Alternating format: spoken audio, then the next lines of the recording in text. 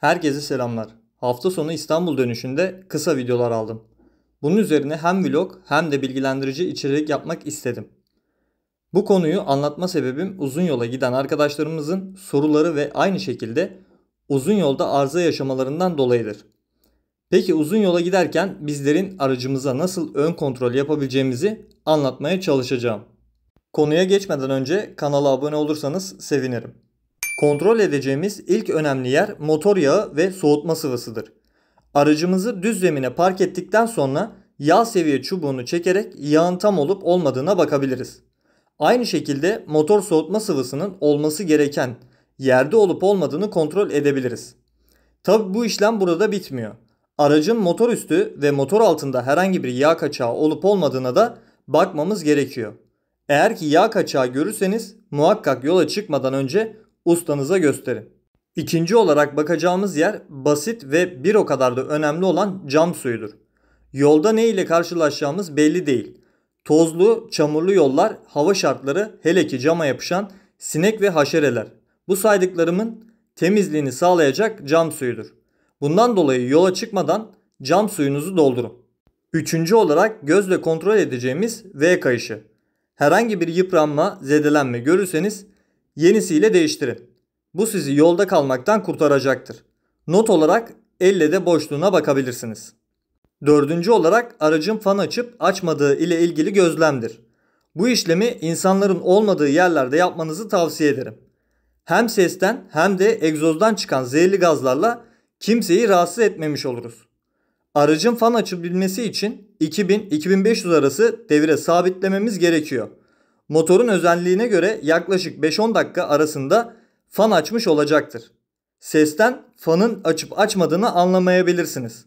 2 kişi olursanız bu işlemi daha basit gözlemleyebilirsiniz. Beşinci olarak farların ve ampullerin kontrolü.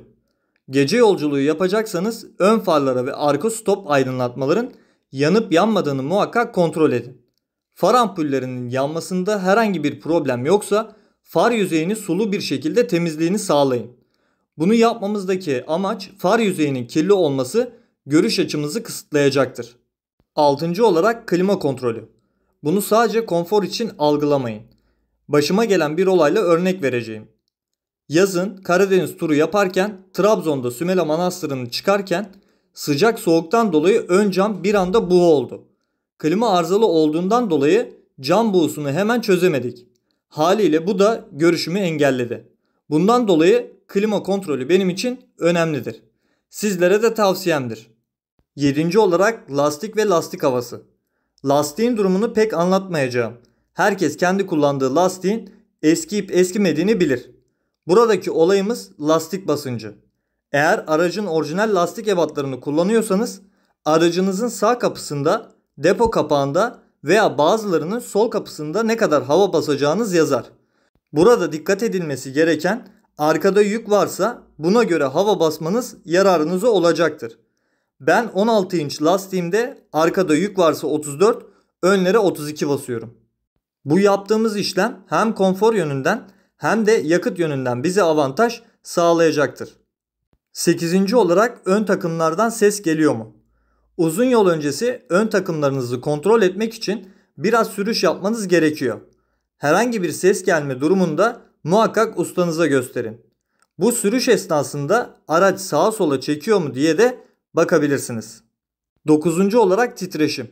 Uzun yol öncesi yaptığınız sürüşte hızınızı 100-120 km bandına ayarlayın. Herhangi bir titreme olup olmadığını gözlemleyin.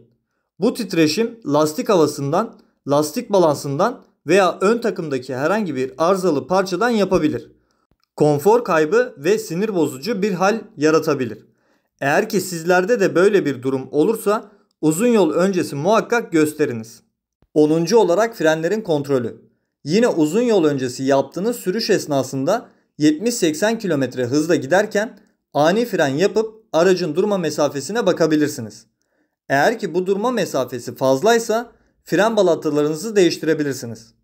Aynı şekilde bu yaptığınız ani fren esnasında aracınızda titreme oluşursa disk yüzeylerini göstermeniz gerekiyor.